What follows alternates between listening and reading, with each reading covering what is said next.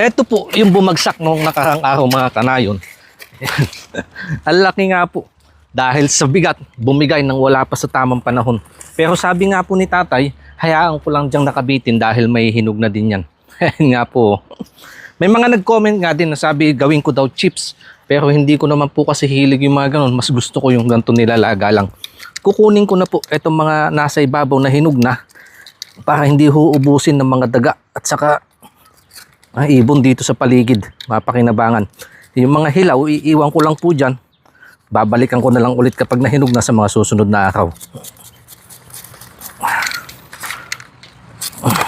Kapag may tanim, mayroong biyaya. Ayun o, ang ganda din po mga kanayon.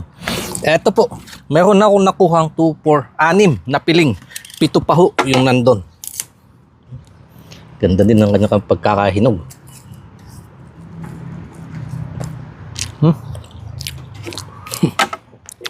Hindi man ho tumama yung kanyang edad, pero ang tamis pa rin ng kanyang bunga.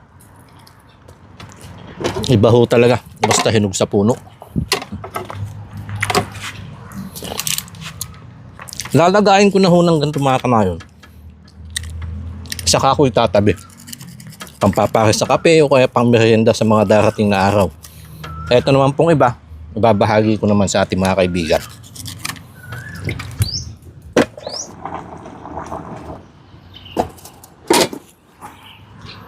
Ayan po, may pang merienda na ng ilang linggo.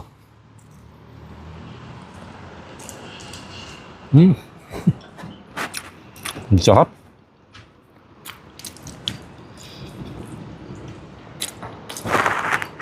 Ang pares na din po yan sa kape.